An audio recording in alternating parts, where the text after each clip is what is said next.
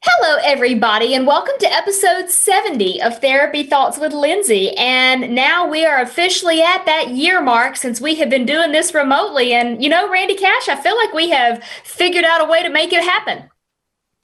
I've been kind of weirded out. Hi, how you doing, by the way?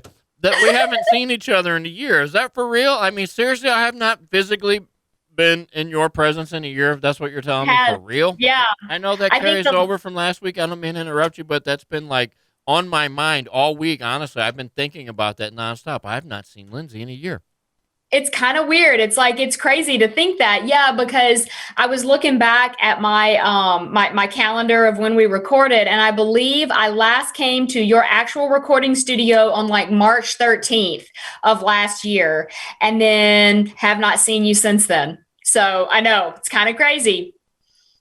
Okay, man. Wow. No, that's right. I'm thinking no dinners, no comedy shows, no nothing. Wow. I Okay, know. I we'll have to know. fix It's that. like in some ways it feels like that was just yesterday, and in some ways it feels like a long time ago. I do think it makes it easier because we see each other on a weekly basis this way. So it kind of feels like we're like seeing one another. But yeah, actual physically sharing space, no, has not been for a year, more than a year now. So I know, which you might come do some painting for me. So like that'll break that piece of it. So I won't breathe on you though, I promise. Yeah, you probably like this because by the time you're done with my shenanigans, you can just end the call, the meeting. I like you and your shenanigans. And, speaking of being able to get away from people and their shenanigans, okay, so last week we talked about the physical boundaries, right? Of being able to actually set a boundary with people in your life, especially when it comes to, your physical touch, your physical space, having an emotion like a bubble around you, almost like wrapping yourself on bubble wrap and determining who you let in or out of that bubble. So today we're going to build on that idea, but we're going to talk about actually emotional boundaries. And I think sometimes we as a society don't think about the importance of setting emotional boundaries, this idea that your thoughts, your feelings, your emotions, the what you do and don't share with other people, it's sort of a powerful thing. If you think about it like this, like you may know some very important details about me. I may know some very important details about you. But part of the reason our relationship works the way that it does is that we respect one another's emotional boundaries. We don't try to, use that information against each other or to be exploitive in some way. We're very respectful of things. And I feel like that's a great example of what a healthy emotional boundary would be. But I hear a lot from clients and people that, go through my workshops that they struggle with this emotional boundary piece because they feel like if they tell their partner, hey, this is how I feel, this is what's going on with me, that rather than the partner being able to really sit with them and understand where they're coming from, they tend to be a bit dismissive. Or sort of be like minimizing of the feeling. And that's not so healthy from an emotional boundary perspective. I never would have thought to put it that way. Emotional boundary. That's brilliant. I never would have thought of that. Yeah, it makes a lot of sense. I feel like yeah, something that you really need to touch upon, you know? Mhm.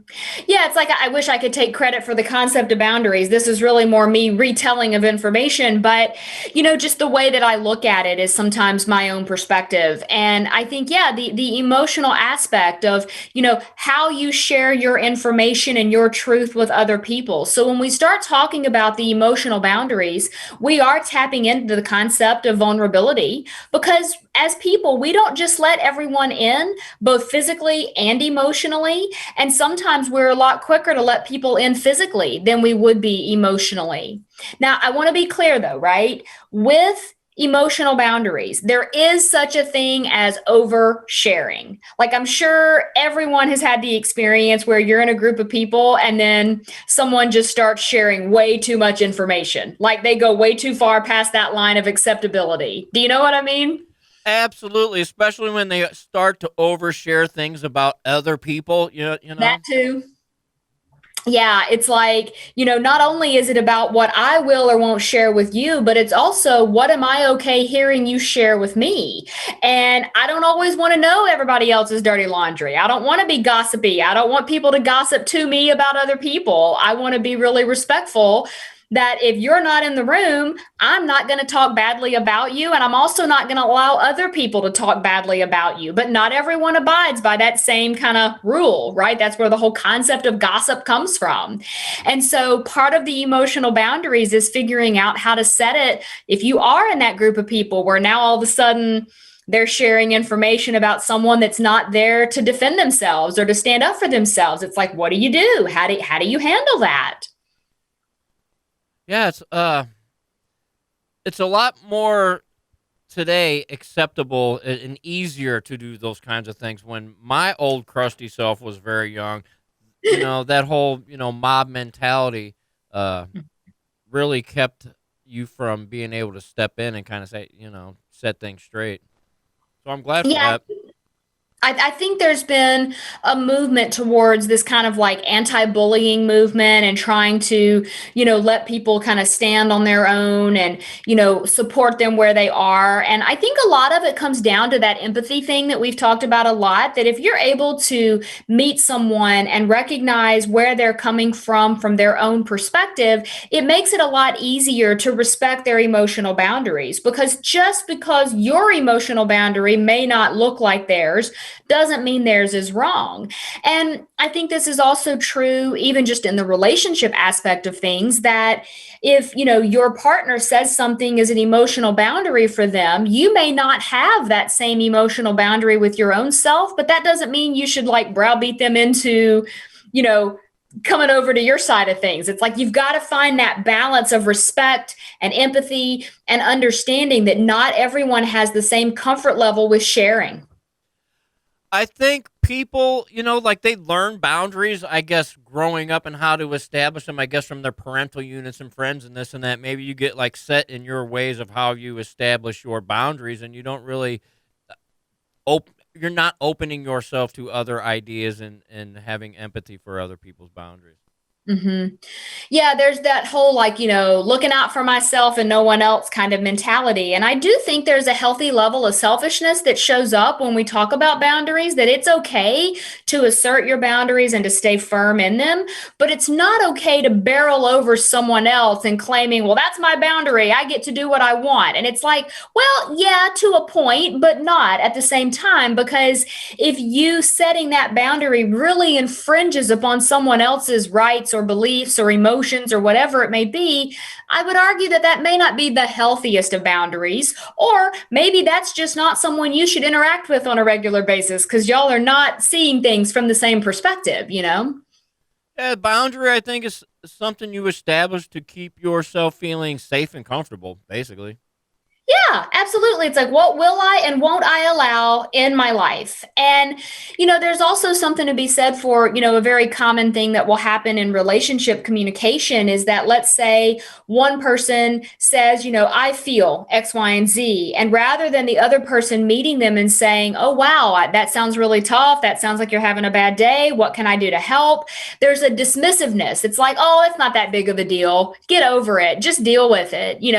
Even sometimes good natured teasing can fall in this category because for some people, being teased can feel a lot like being made fun of.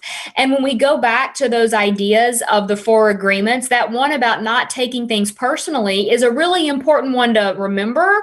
But you also want to make sure that if the people or the person you're interacting with doesn't take well to teasing, or they feel it as you making fun, that's probably not going to feel very good for either person. It's going to backfire.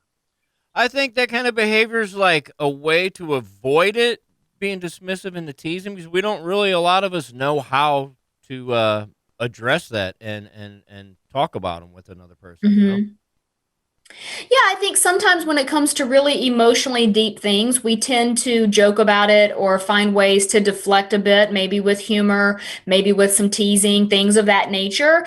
And as long as it's not hurting anyone's feelings, maybe there's no reason to change that dynamic. But we do want to always be aware that some people don't hear that through the same lens. And just because it may not bother you doesn't mean it won't bother them. I tend to be, I think I come across as a pretty confident arrogant person, but it's also not that hard to cut me down or to really make me sort of hurt internally with your words. And so I've had to work at that throughout my life to go, okay, don't take this personally, be aware. They aren't attacking you. But then at the same time, when it comes to friends or family or relatives, or significant others, right? I am able to say, look, I don't like that. And I think for me, it's because, growing up, I had a grandfather that, he was well intentioned. I know that, but he loved to tease me about things.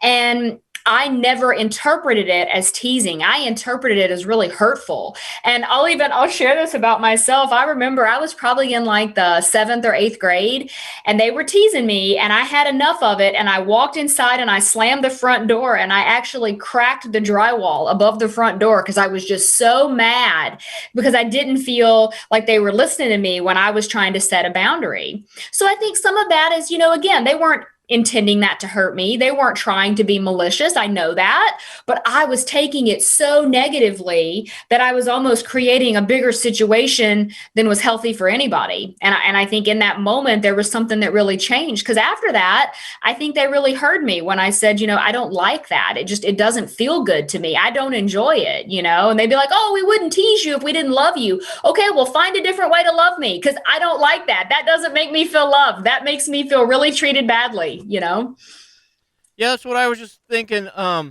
People do that when they, as a sign of affection, I guess sometimes, but it doesn't always. Like in your case, it's not reciprocated that way. I'm hypersensitive, and I won't roast anybody, like unless I know you. I won't tease you and stuff. I mean, I got to know you to do that, and it's just not something that I just feel comfortable doing.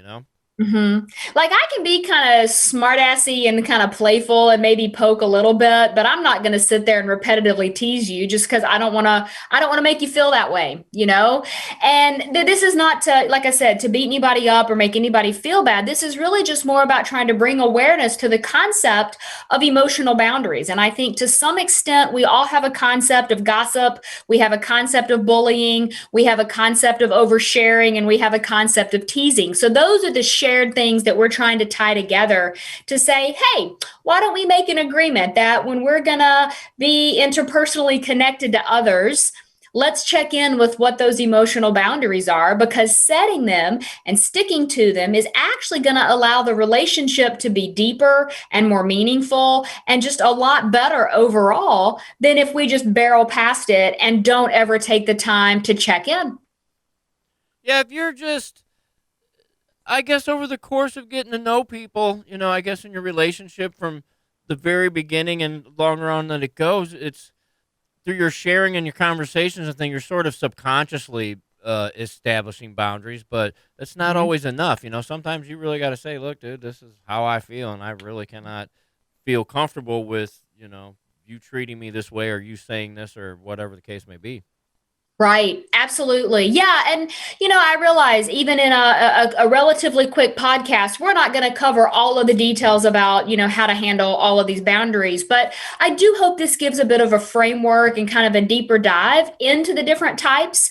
So just so you know, last week we did physical. Today we're emotional. Next week is intellectual. And then those three sort of combine together to form the sexual boundaries, which will come after that. And then we'll keep going through all the different types. I know, right? There's a lot of different ones, but I think focusing the, specifics on each one is just my way of trying to put some helpfulness out there. So we will continue this journey over the next few weeks. It is hard, being such a short podcast, which is fine. I have a little note that I keep to myself. It says, keep it short, stupid. Because when I start doing, I write my notes down when we're talking. I have all these things. I'm like, nope. Get to the point. Cut the fat. Get it down. And keep it short, stupid. You're hilarious. No, I appreciate that. If people do want to follow along with your shenanigans, how can they do that? On the Instagrams at @rcashcomedy. Thank you very much. You're welcome very much.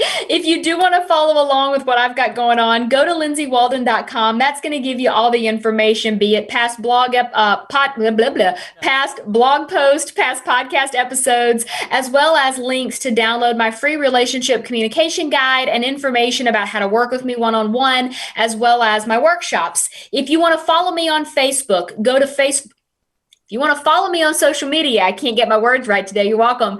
Facebook, it's at Lindsay Walden Consulting. Instagram is at This Is Lindsay Walden. TikTok is at This Is Lindsay Walden. Pinterest is either Lindsay Walden or Therapy Thoughts, and Clubhouse is at Lindsay.Walden. I do thank you for tuning in. Please make sure you hit that subscribe button so you'll always know when a new episode is out for you to listen to. Until next time, keep living your best life and building that relationship of your dreams.